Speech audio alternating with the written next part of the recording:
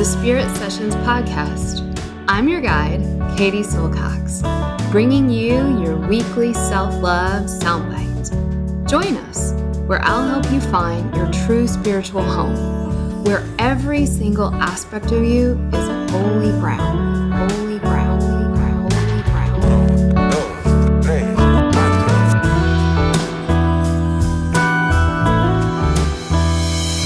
This is Spirit Session Podcast with Katie Silcox. Venga chicos, empezamos. 5, 4, 3, 2, 1, 0. All engine running.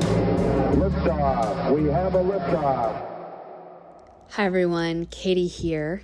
This podcast is intended to inspire you, educate you, and most importantly, support you on your journey towards knowing who you really are, that inner self, that inner teacher.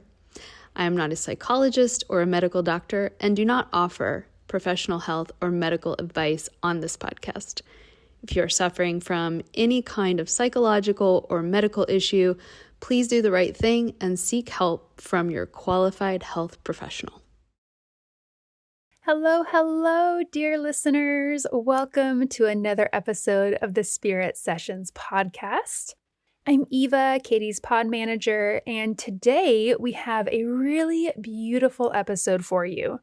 Today, Katie is joined by a friend of the podcast, Angelica Neri. Angelica has been an intuitive healer for 11 years, guiding hundreds of women to heal holistically with her certifications as an Ayurvedic practitioner, meditation instructor, and Reiki Master. Today's episode is a really personal and organic conversation. Katie and Angelica share stories about forgiveness and their complicated relationships with their parents. Angelica talks about some powerful life lessons that she learned while spending time with her grandfather in hospice. And they both share how they found their way back to their intuition, their bodies, to more intuitive feminine movement after years of strict, structured, more masculine spiritual practices. And be sure to listen through the end because they also share the somatic movement and energy practices that they're each currently doing to stay grounded while navigating the very polarized and volatile world we're currently living in. But before we get into today's episode, I have two important invitations for you. If you're listening to this episode in real time and, like me, you love learning about all things divine feminine, I want to invite you to join Katie live for a free webinar on October 6th called Divine Feminine Ayurveda 101. Again, it's on Monday, October 6th, and you can find the link to register for free in the show notes. Even if you're not able to attend live, go ahead and register and we'll send you the recording. Lastly, I want to let you know that registration for the 2026 class of our Divine Feminine Ayurveda School is open. We start on January 14th, but if you're interested in the program, I want to encourage you to register now because our discounted early bird tuition pricing ends on October 31st. After October 31st, the tuition price does increase. If you'd like to speak to a real person about our school, you're more than welcome to book a free call with one of our Shakti School graduates. You can find the links to book your free call in the show notes, as well as a link to our program website where you can find all of the details about the program. We would love to have you join us in January. All right, with all that housekeeping done, let's dive into this week's episode.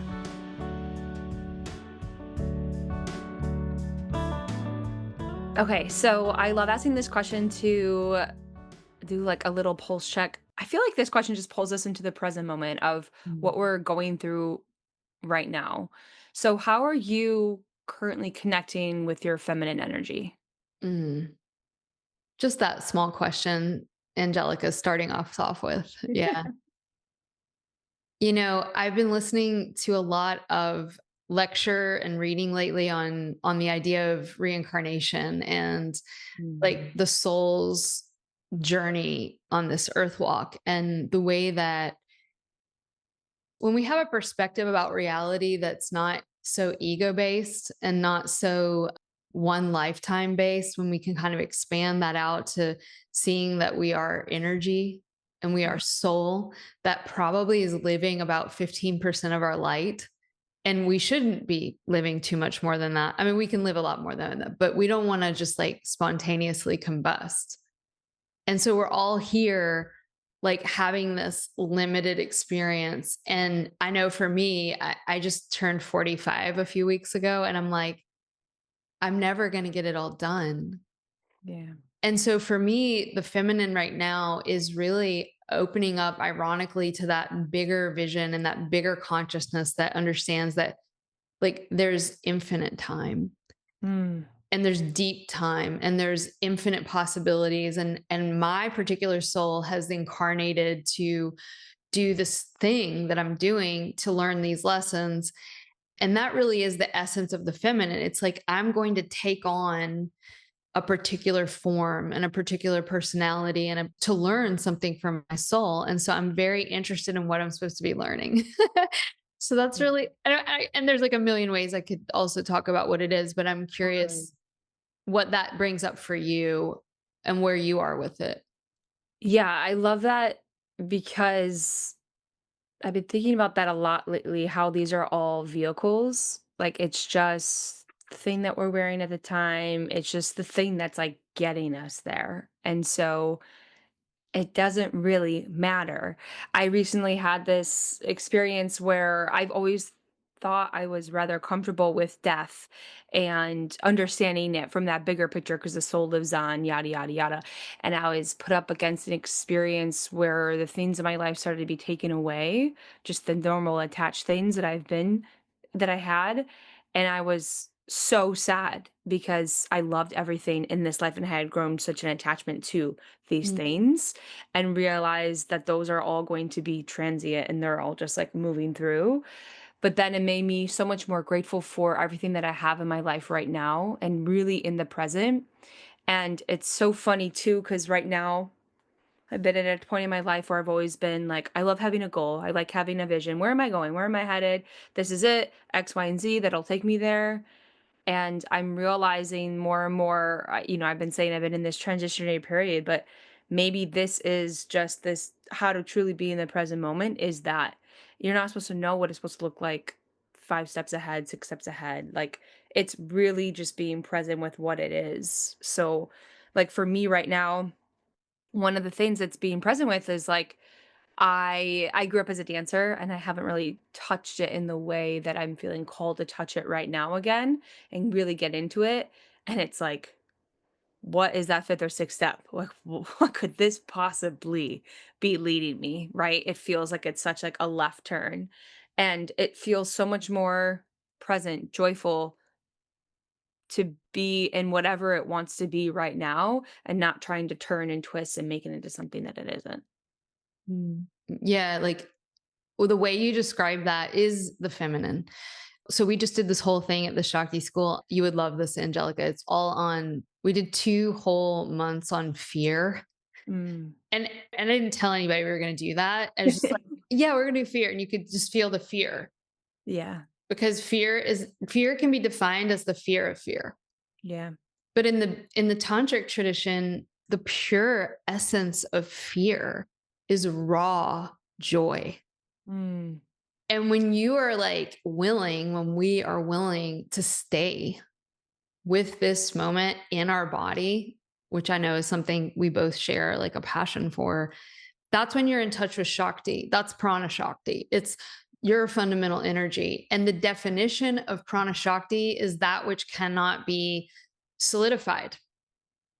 And look at our ego. We're like, solidify it, keep everything the same. Like, what does it mean? And like, how can I keep it? And how can I avoid it? And like, psychologize everything. And that's my childhood issues. And that's my parts work. And that's my family systems dynamics. And like, those are all great therapies. I've done them all and gotten a lot of benefit. But there's still these solidifications around the truth of the feminine, which is it is that which is always spontaneously arising in the raw embodied experience of the moment.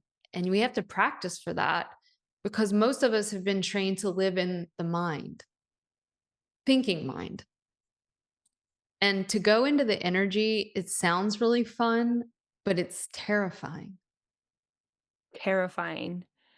It makes me think, probably maybe you brought this up, I think, in one of our first podcasts together. I'm thinking, because I'm thinking about your journey into like feeling into the body and all these ancient practices that we have, like yoga. And I think you were saying like you were practicing in India, and you're practicing rigidly all of these things, and you realize it was going against like what your body like intuitively like wanted to do. I'm curious, probably two parts to this question. First thing, have you circled back to reflecting on those moments and seeing what the rishis were trying to do of getting back to your intuitive wisdom in the body, and maybe just how that was done in the wrong way? And then how did you find your own journey back to your body? Hmm. Yeah, I guess for listeners, if they don't know the word rishi, it's like these ancient seers of yoga. And, we're always in this delicate dance between honoring the past and honoring the tradition. I mean, I've got like a traditional tanka behind me and spent my whole life studying these traditions and also being like really on the cutting edge of the evolution of the tradition.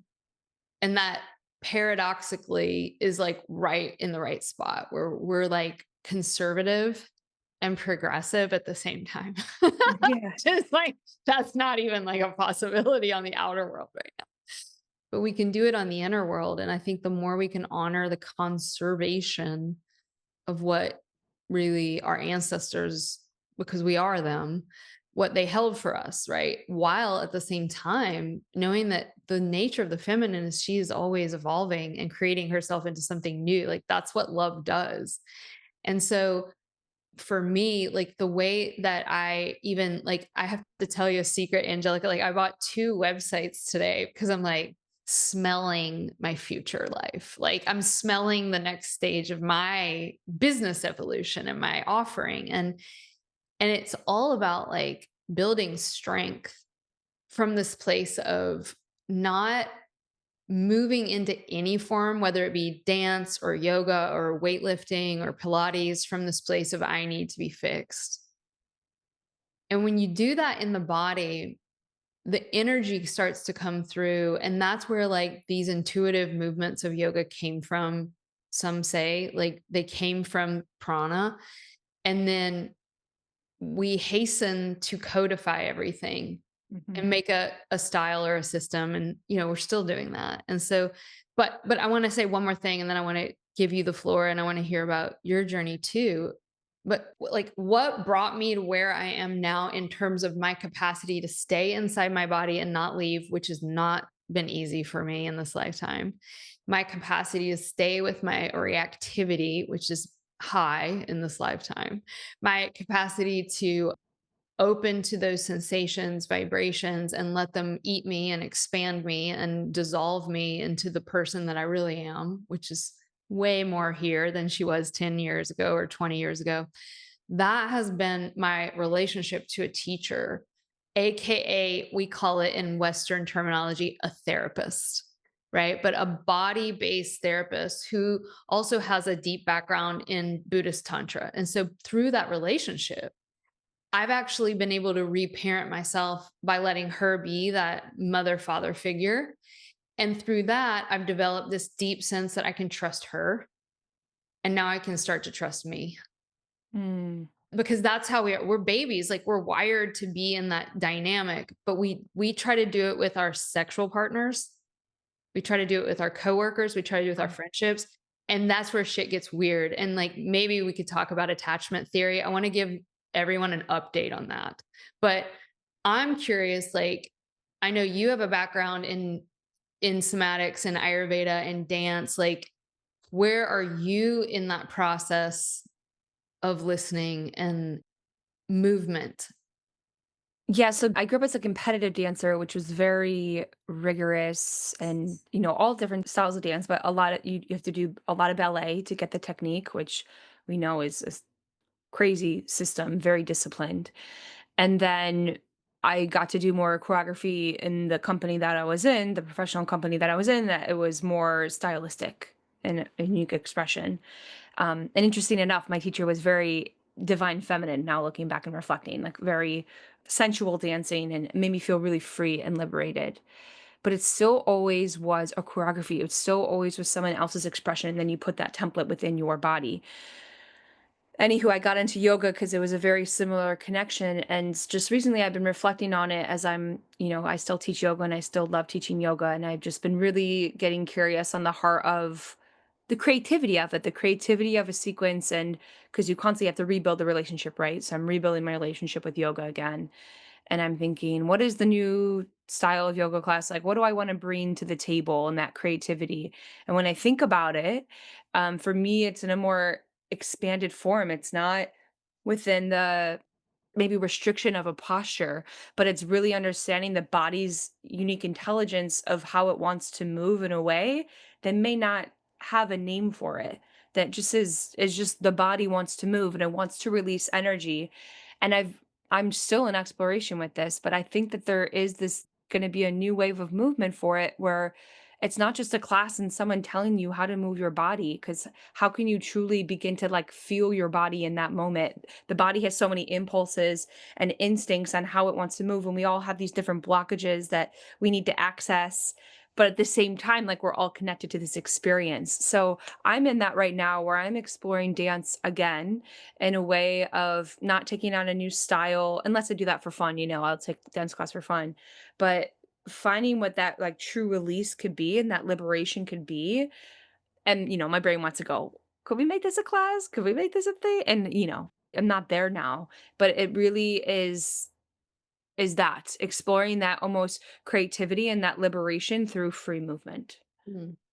Yeah, it's tricky, right? Because so we always start the school year with this mudra of both, and both is the answer almost to every question, if not all of them. And it's like when we freeform move, we will often unless we have a deep relationship to subtlety of prana, and even when we do have a relationship to our own energy, our tendency will be to move the way we feel good moving and the way we typically habitually move, and the muscles that we typically use will use, and the ones that are sleepy will go asleep.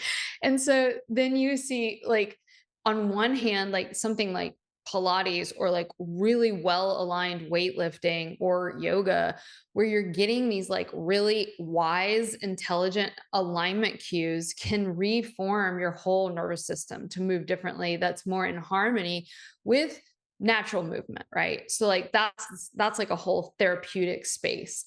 And then over here, you've got like the goddess that shall not be put in any man's box, or woman's box.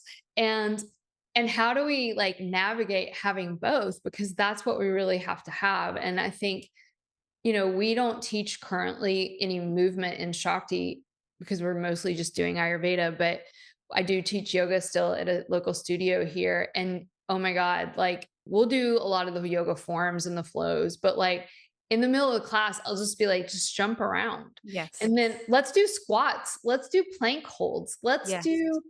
And let's just like twerk or like shake or like laugh. And like, I love my students, if they're out there listening, like the ones that trust you will go with you on the journey, but like you'll get like new students coming in the yoga room and I'm like, they are hating this because Totally. like we get used to what we are used to. And I think another like important thing about movement, especially in middle age to older age, is like kindergarten vibes. Like, remember when you're in kindergarten, you would like throw, I don't know, Angelica, I think you're much younger than me, but like we had like one of those parachutes, you like throw it up, and you Yes. get under. You did Yes. that? Love that. It was Loved my it. favorite activity. Like adults don't do that. Or Huh. you like kickball or like dodgeball, or like this idea of play and movement is really how the brain stays young and actually how we learn new information. And you go into these yoga classes and everybody has their like little real estate that is their mat, and they're going in one direction in a linear fashion with their arms up in the air like little toy soldiers. And listen, there's a time and a place to be a soldier. Girl, I love me some soldiers, like can't get enough of like our barrel chested freedom fighters, but like that's not me Totally. in terms of my body and my movement. And so like I'm always telling my students, like, move in 365 degrees and also like get off your real estate. I think there's a real limitation in the yoga room that I definitely confront. I love that. I kind of want to circle back to what you were talking about of the relationship of being having someone where you feel held and that Yeah. mother-child relationship. Yeah, let's go. Um, it's so interesting. Again, recently when I was having this experience of a lot of information, I explored that there's this like very deep primal need for me for mother, like in the way of the relationship I had with my mom when I was a young kid and just being taken care of completely, just like fully surrendered in this unconditional love, can come to her for anything. And I was fully taken care of. And I've been a little there's a lot of exploration that needs to be taken there still for me because I'm kind of like, but I'm an adult and there is a certain level of, well, I have all these responsibilities now. And so I, what does that look like as an adult, like to truly be fully supported in that way? And I would love to hear your experience on this. Mm.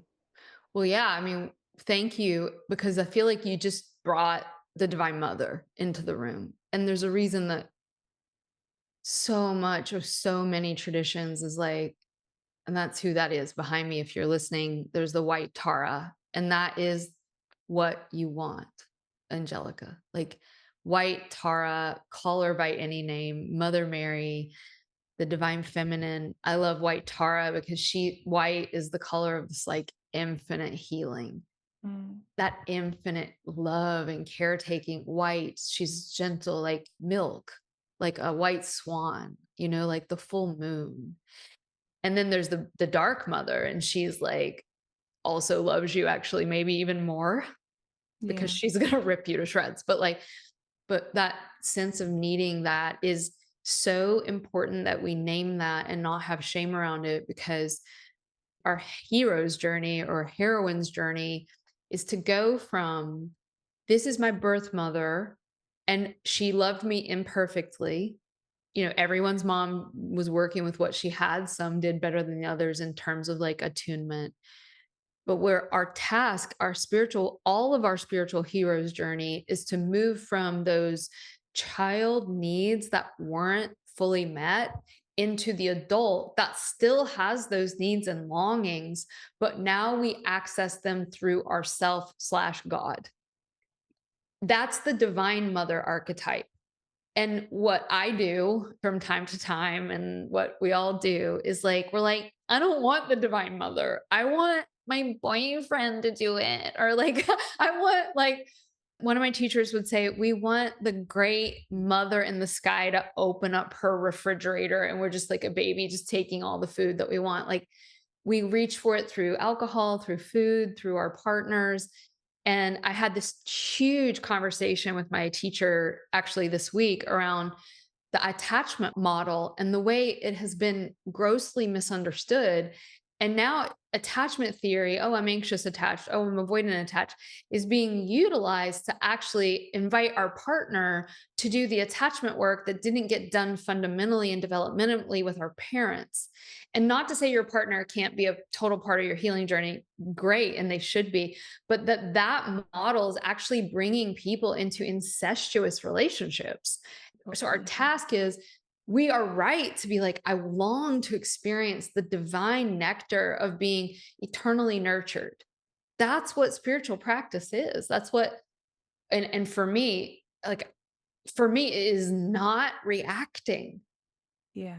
pausing and just being like, whoa, I'm going to care for myself. I'm not going to take this to my employee or my boyfriend, or, you know what I mean? Yeah, definitely. It's so interesting that like that need that we all have, but it's kind of like understanding where you're getting and that source that it's coming from. It's such a superficial version of it, and that's why I think we get into them more and more. Like it's never going to be enough with the food or the alcohol. Never, It's not it. Like never. you need that like ultimate source, and it's so interesting that we really all have it. Like I've been witnessing a lot with this and noticing death, and I noticed this as my grandfather was transitioning and he was on hospice, And then I noticed this with a few others too. And I don't know if you've heard this too on hospice where you call for the mother. They say that they always call for their mom. It's a really spiritual and bittersweet time. And so, Wait, is it that the dying starts calling for their mother? Oh my yeah. god. Can you tell us more about that? I've never heard about that, so I wanna know. So yeah, so my grandfather was on hospice. He was on hospice for a long time. They had him on really strong meds. So I see him having these beautiful visions and hallucinations. For a guy who is the most Italian guy, moved to Italy from Italy, like masculine of the masculine type of Right, macho Magoo. like crazy. Yeah. But it was truly the best connection I've had, one of the best connections I've had with him when he's transitioning. And so he would just look up and you just see awe and like wonder in his eyes of like what he's seen and angels. And I was Wow. giving him a lot of like energy healing and he was like connecting with me in really sweet ways. Like I would touch his face I've never touched his face and then gotten that close. Like it's just Wow. really intimate moments. What an honor and gift for you. The best. It was truly the best gift. And yeah, we had so many good intimate moments too, because then he'd be in a lot of pain, right? He'd come back into his pain body, and that's what the bitter part was. But then he would wake up and he would remind himself again, and he would have these moments. And one of his things was he always gave these like little winks, and he'd wake up after the pain body, and he'd give me a wink, like I'm still in there, like I'm coming through. It was beautiful. Mm. So he's in one of his transcendental states, and he starts calling for his mother in Italian, and my grandmother, translates for us and says like, "Oh, he's calling for his mom. He's calling for his mom." And my aunt was like, "Oh, they say that. That happens like a couple days." Like, and she said something. She was like, "They always go back to the mother. They always call back for their mother." And then he died like really close to his mom's birthday, which we see a lot of. They'll die because they say that like that's the mom like welcoming them in. It's like kind of homage to her. And I've noticed this another time too. They call out for their mother. And my dad recently lost his mom. Again, that's my grandfather, that's his son, so you can only imagine, still a lot of macho-ness. Mm. And he comes in my room and, I just was offering space for him to feel his feelings because I was like, "You've lost both your parents now, like, how does this make you feel? Like, what is that like? Like, what is this experience like?" And he just the way that he just, like, melted and broke down in my arms, like, Mm. I felt this very maternal energy, like, kinda channel through me, like, very motherly, and I just was kinda, like, cradling my dad, which is a crazy thing, like, thank God he would never listen to this podcast in, like, a million years, but, like, I'm cradling him in his arms, and he's just fully crying, he's fully released, and he's fully there, and I knew it was because this ache and this miss that he had for the mother. Mm. Wow, Angelica, thank you for sharing that personal story. That's like the most powerful thing you've ever said to me. Like, and I feel so touched by that image of your Italian grandfather, like speaking in Italian for la mamma. And like it brings tears to my eyes because like you, not to project too much, but I just take this for what it's worth. And I think it'll be helpful for the listeners out there. Like, if you're listening to this podcast, you're probably the person in your family that's doing the work that Angelica's doing and that I'm doing. And that is there's usually one or maybe two, but usually one of us in the family that's like, it's like we're a pod of dolphins and we're like at the front. We're like, come on, it's like feel your feelings, like speak truth, like remember that you're deathless. And they say that there's this one in the family that like midwifes the rest of the pod. And Mm, we're often the ones that suffer the most in this lifetime. And some of the suffering is ours for sure, our karma, but some of it's just the willingness to take on the pain of the lineage, especially of men, but not only men, right? Who couldn't. And so I used to be like, what's wrong with me? Like, why am I so sensitive? Like, why am I so attracted to like all of these multi layers of reality? And now I'm like, oh, you're not weak. You're actually really strong, bro. totally. To sit with the death at the death door the way you were doing, Angelica, like that's like that's some high level karmic stuff for you there of positive karma, right? So Mhm. good job. Thank you. Yeah. Yeah, again, it's a gift, and it's so nice that we have these spaces to explore it and know that we're not crazy, or we're having these experiences, and the breaking the generational cycles is not something that I could ever express maybe to my family, and they can understand that. But you Right. see the work, and you see how it helps, and you see these transformations, and you understand, and it transcends, and what makes it worth it all. Mm.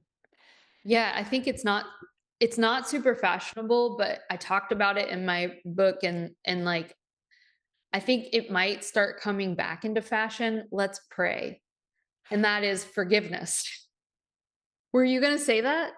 It's recently been a practice that I've had, like, very recent, so please speak on it. No, you must be psychic because you guys that aren't watching this, before I said it, Angelica heard me. She's like, yeah. I'm like, I haven't said it yet, bro. She's a little psychic over there. You're like, yeah. And I didn't even allude to it. So like you're freaking me out in a good So okay, so you shared this story about grandpa. What was your grandfather's name? Papa Giovanni. Papa Giovanni. I know. What a great name. And what's your dad's name? Or if you don't mind sharing, like Yeah, my dad's name is Nick. Nick. So Papa Giovanni and Nick. So I'm gonna bring in my beloved like Appalachia daddy. His name is Larry. And Mm, we've had like he will definitely not be hearing this podcast either, but like I had like a majorly fraught relationship with him in my perception. And this is like a globalized thing. It's not cultural. Like I think a lot of cultures do this, but Freud and Jung like spoke at this at length. And that is like the Oedipus complex. Essentially, all of us have a little bit of an easier time having an effed up relationship with our dad because to have an effed up relationship with your mom is intolerable. And some people do, but we make so much more concessions around the mother. We often see the mother through this light of like, she's the good one, right? So often, when really all of our issues, so we all have daddy issues, but we all have deeper mommy issues. mm, And it's like way easier, especially, well, men do it too. It's like easier to have daddy issues in some ways because there's a little bit more of a separation. And now I know some of you out there are like, no way, I'm a daddy's girl. My mom drives me crazy. Like, of course, there can be like differences around this, but there's a reason why this idea of the divine mother principle is so powerful. And anyway, I had recently this healing of so practically, let's talk about forgiveness. You can't force it. You can have the intention around it. You can build energy around it. You can pray for it. You can meditate for it. You can hold all of that intention, but you can't force it because there's an intelligence of the soul that's working around forgiveness. Forgiveness is the end result of having a revelation of the heart, an energetic clearing of the heart. When we clear out our own anger, our own unforgiveness, our own rage, our own fear, sadness, grief, whatever it is, it's all in there, right? Then we can have an insight around someone externally to us that we have deemed the one who did me wrong. mm. And so through deep work, I do it every week. It's why I'm on the planet, is my practice. I had this healing in my heart and it was unexpected. I wasn't trying to go for this, but I suddenly had this revelation.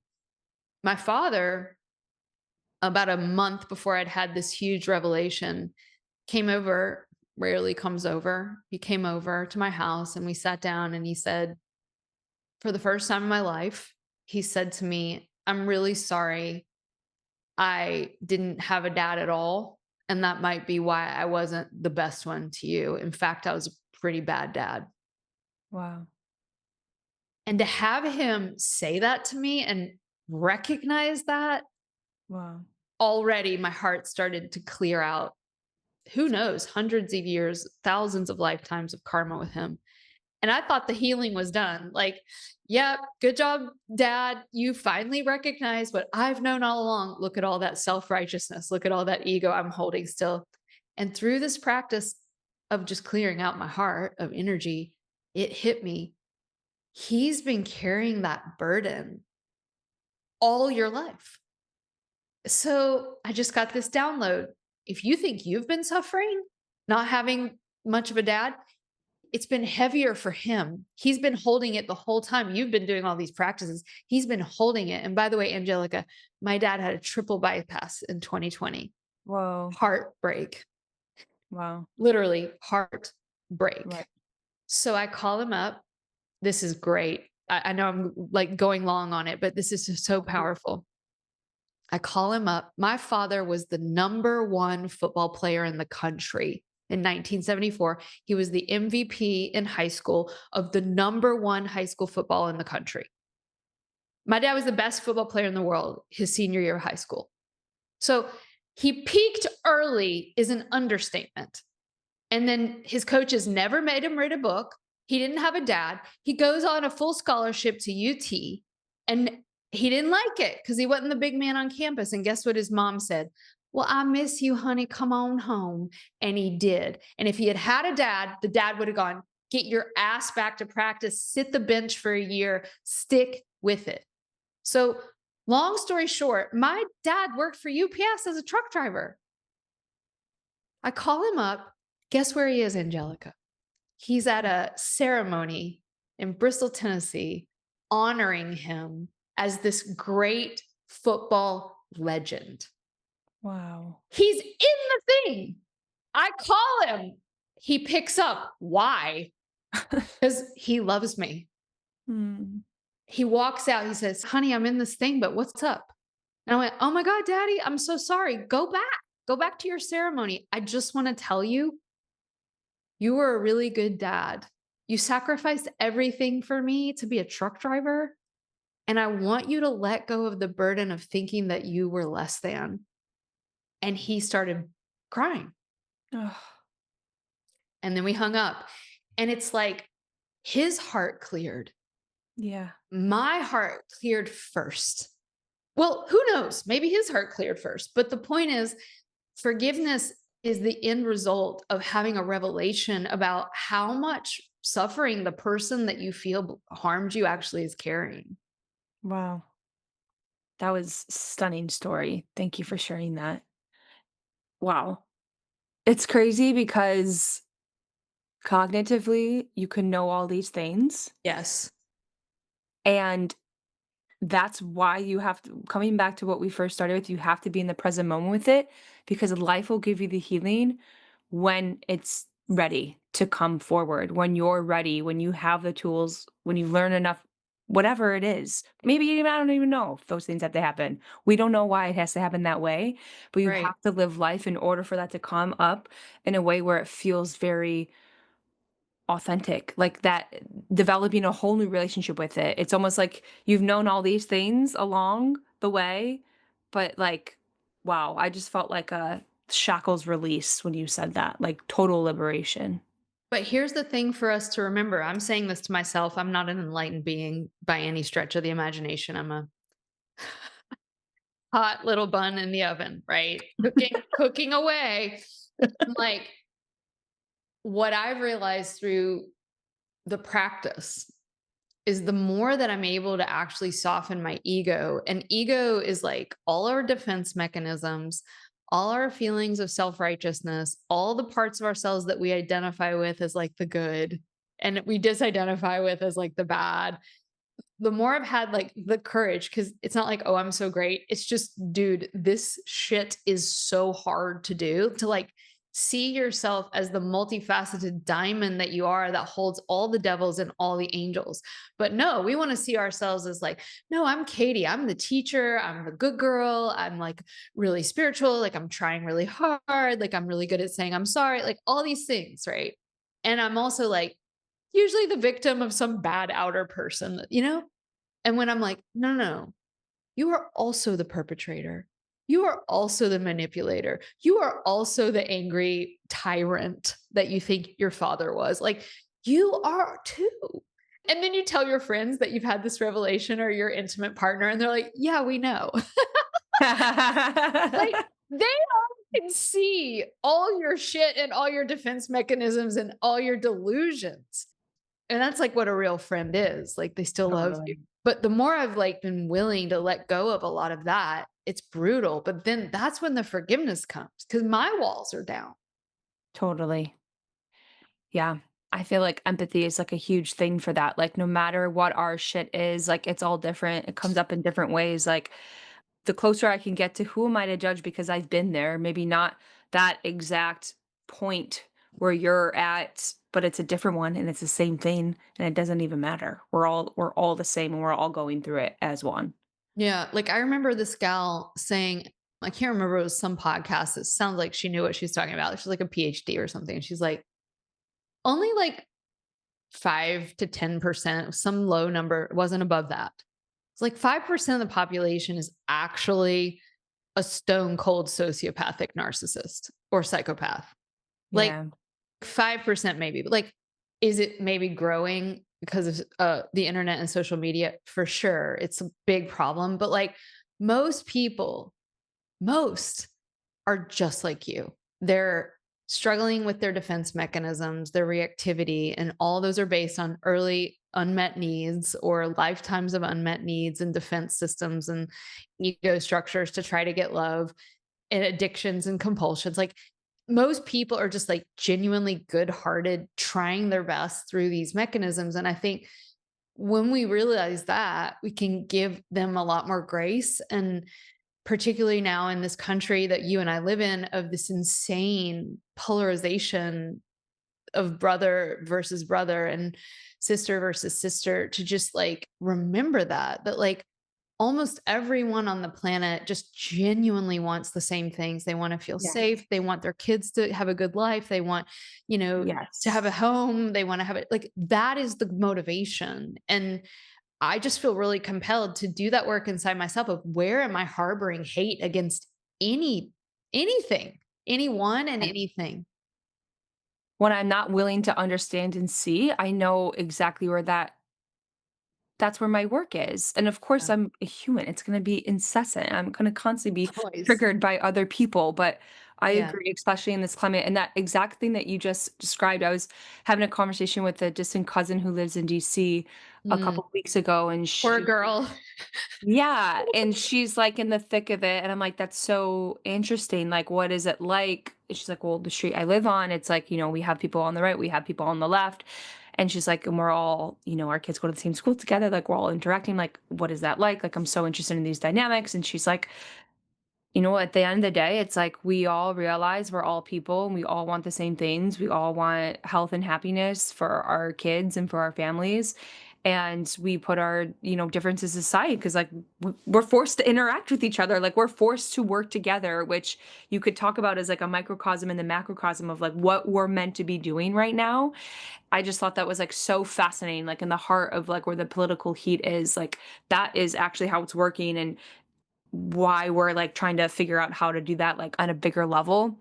I'm Mm. also really curious too for you. This is kind of going maybe in a little tangent, but I think it connects. I've been listening to a lot of like Ram Dass's podcast and his lectures. And I don't know if you've listened to any of you're aware of any of the ones. Sometimes they'll do them through the decades, right? Do his like first decade in like the 60s, 70s, 80s, and 90s. And you're like, wait, it's the same thing. Like we're in the same point, but Oh, yeah, good point. like it's just different.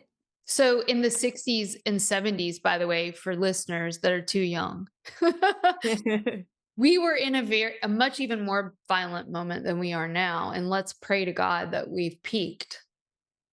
Let's really seriously pray that we've peaked because Dr. Robert Svoboda, one of my early Tantra teachers, would say, don't ever say, well, it can't get any worse because it Mhm. can always get much worse.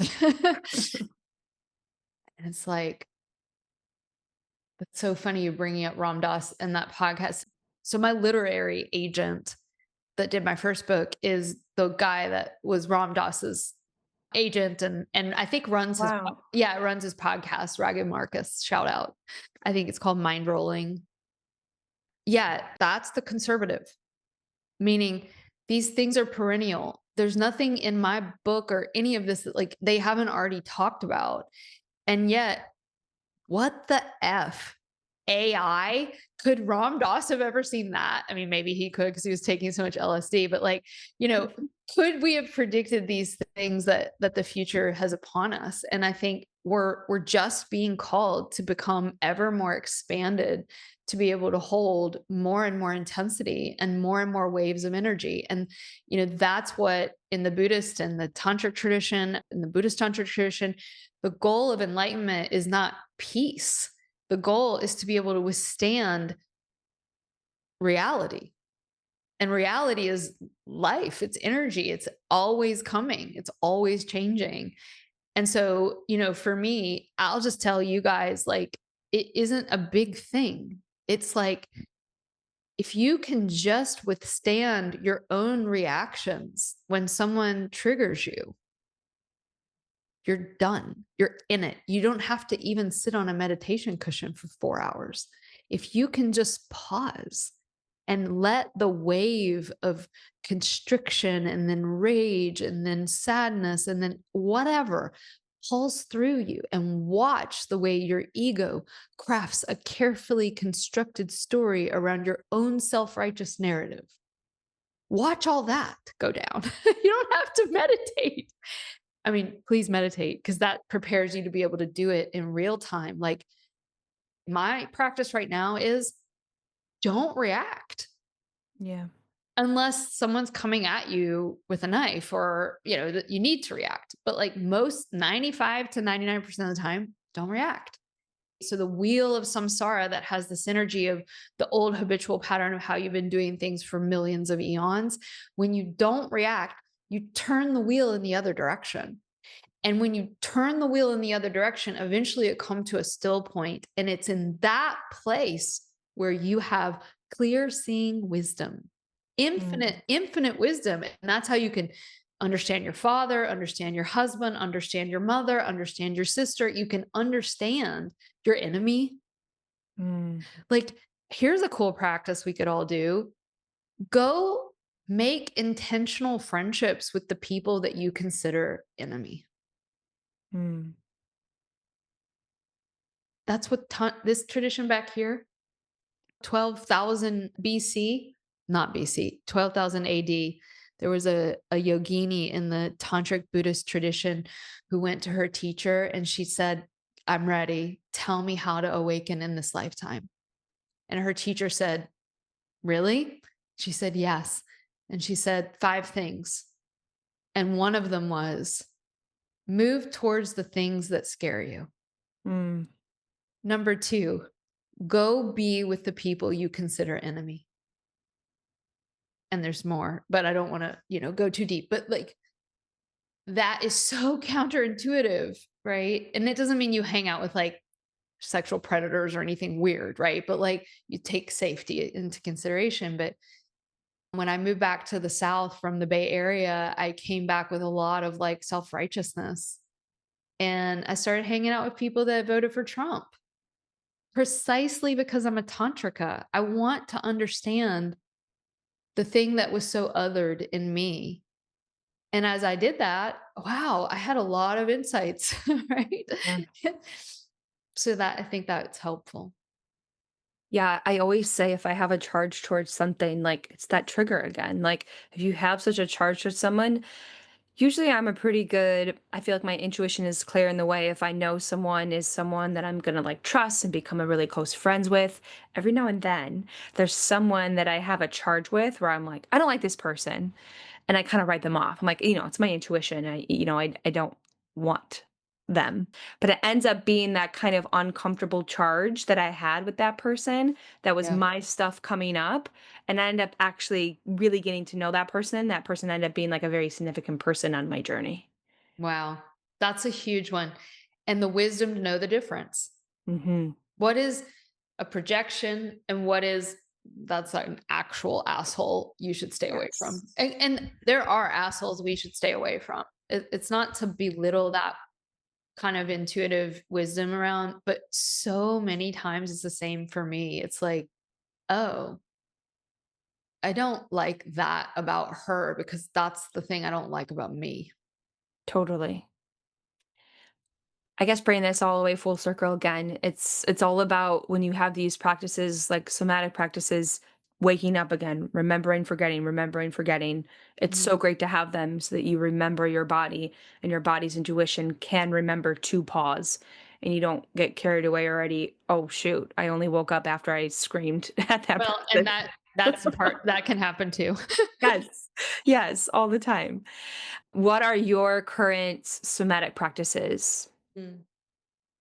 Oh, so after this, I'm gonna go. I try to do it in the morning, and if I'm lucky, I can do it again in the afternoon. I try to do 20 to 30 minutes in the morning, 20 to 30 minutes in the afternoon, and I'll go there's like a practice that we do every year in Shakti school. It's like home base, and without it, everything else is a little more challenging. And so the first practice I do is getting grounded, and there's this idea of getting grounded means you're going in your body or down into the earth, but getting grounded is actually inviting your soul to come fully back in and down.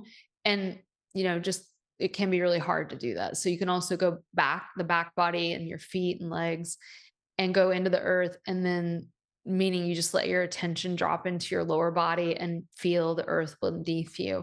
And then you let earth energy, and this sounds kind of woo woo, but it's not. There's like a bioelectrical magnetic charge that you allow more because you relax more. And it's always coming into you because you're on the planet, but you can like augment that. And so you let the earth come up and you let you go down, because Mm, we're all a little ejected. Even if you're not like super traumatized, like just being out in front of ourselves on the screens all the time is like very disembodying. And so I get grounded. That usually takes a few minutes. And then we do a lot of work with the different chakras. And so, depending on what's going on in my reality, like I might spend the whole time in my root, right? Or I might spend the whole time in my heart. So, there's chakra practices that I am very much a fan of therapeutically. But then I do the ending is typically a more advanced practice of somatics. And that's you just watch and you see, where's the energy? What's it doing? How's it flowing? Where does it you let the energy start to teach you.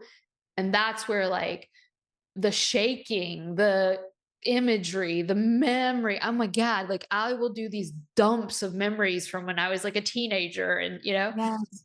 So that's kind of what my practice looks like. Oh, I love that so much. Yeah, kind of similarly too, like when I've been exploring movement like that of just like, oh, there's something here and getting curious about it and exploring it and moving it in these different weird ways and what can actually come up of what your body remembers and without very little to no effort. Like it's just like that primal body of what is released is truly amazing if you can be in that observation and not performative and look like it like for me as a dancer mind, that's constantly what I'm getting out of. But I've also for me when you brought out prayer, like that has been like a really good practice for me again of just praying before my meals, praying at the end of the day, praying on my walks, just saying things that I'm really thankful for, the things in my life just helps me to feel like very connected to this life and helps me to reflect on everything that's happened.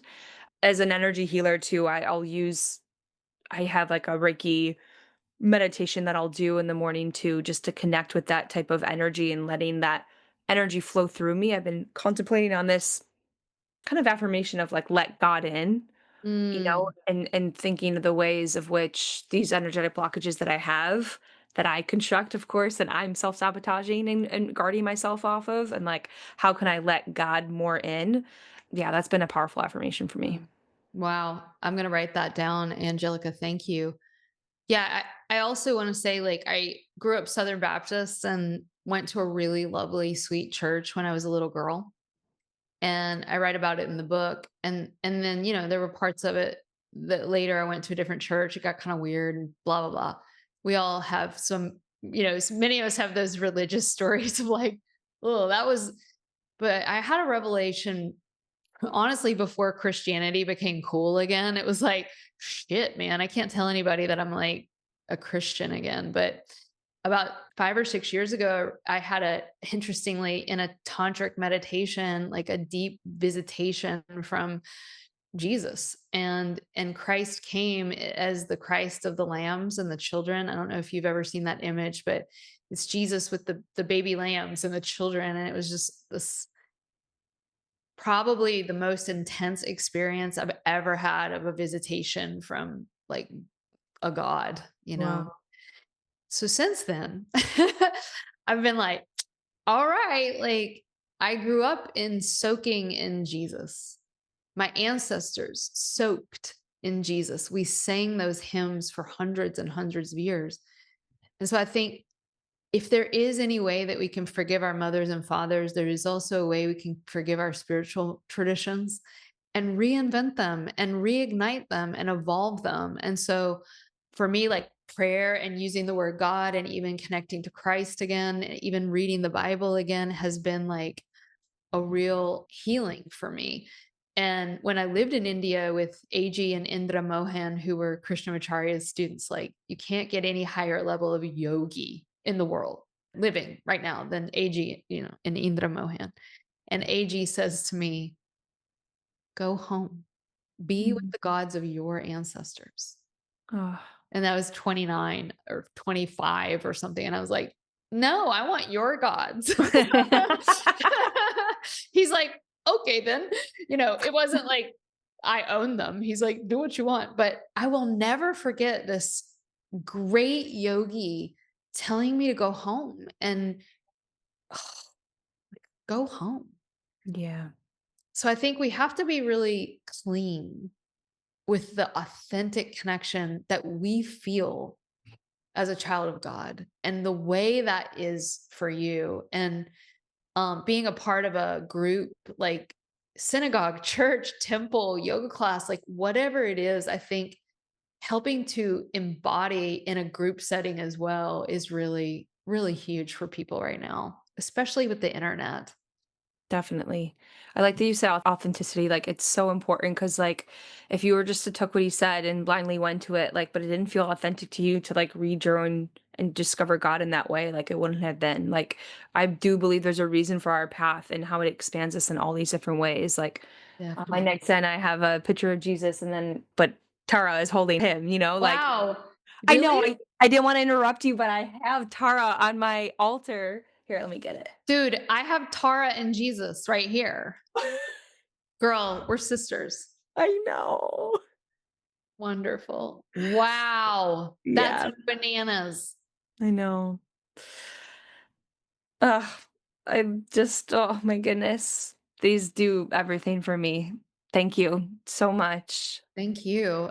It's always so great to be with you and a soul sister from another mister. And yeah, I guess we should share what is up in your world. Yeah, I'm getting ready for our next round of energy healers, Reiki 1 and 2 certification program. It'll be in October. I bring a lot of Vedic philosophy into it. We talk obviously about Reiki and honor that lineage too, but we talk about the chakras and you'll learn how to read energy and to be able to start charging for your services as an energy healer by the end of the certification program. Super fun. So you can DM me on Instagram if you want more information. And when is the next round of Shakti school? Oh my God. 9th year. We Oh start. my gosh. I know. I'm like, are we going to make it to 10? It's my goal. My goal is to have 10, Oh, 10 that is years. great. So listen up out there. If you want to sign up, you better hurry up because I don't know if I'm going to do more than 10 live. It's 10 years of live. Does it feel like 10? Like Yes. Yes. Feels like 20, but every year is better. So we have a Ayurvedic certification school, but it's more like lady life empowerment spirit school. So yeah, that starts January and we have early bird ending October 30th. So yeah, same. Hit us up at shaktischool.com or Instagram, Shakti School. We're rolling out year number 9. Dang, that's awesome. All right, everyone. Thanks for listening. And we will all see you soon. Thanks, Angelica.